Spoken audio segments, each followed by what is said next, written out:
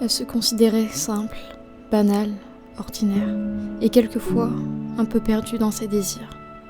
Et ce qu'elle aimait était également simple, comme se promener au bord de l'eau, se poser sur un banc et écrire des chansons, des poèmes, des textes qui mentionnaient une personne idéalisée par ses pensées.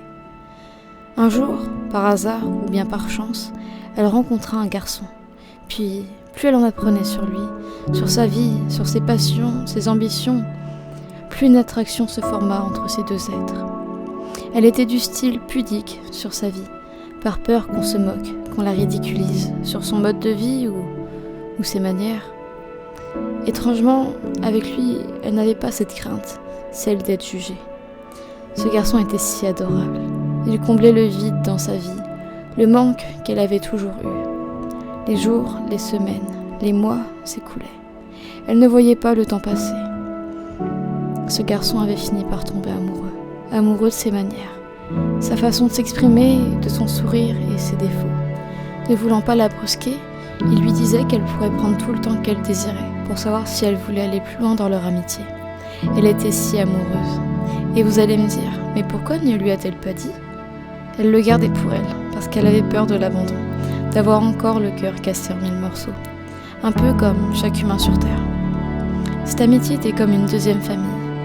Entre eux, le mot tabou n'existait pas. Les mois s'écoulent et il est toujours auprès d'elle, pour lui dire qu'il l'aime, qu'il sera toujours là pour le lui rappeler.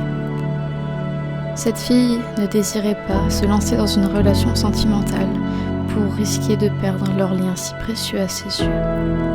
Elle lui en a fait part à plusieurs reprises de cette peur.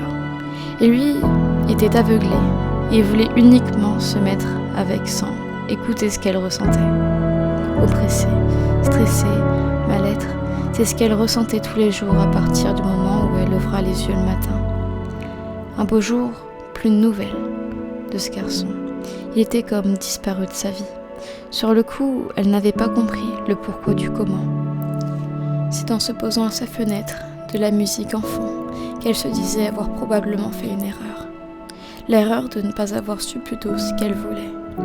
Elle s'est rendue compte trop tard qu'elle l'aimait, qu'elle tenait plus à lui qu'à sa propre vie. Elle lui envoyait des messages d'excuses, des messages lui disant de discuter.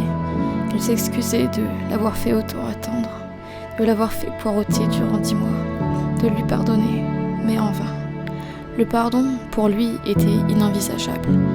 La magie d'autrefois, celle qui animait leur conversation, n'existait plus. Elle le savait, qu'il ne reviendrait pas, qu'il ne chercherait plus à comprendre quoi que ce soit.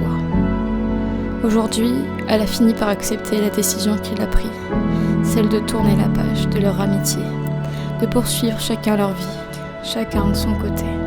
Il l'avait bloquée avant même qu'elle puisse lui dire le « je t'aime » qu'il attendait tant. Parfois, les choses les plus complexes sont au final les choses les plus simples, et les choses les plus simples peuvent être les plus complexes.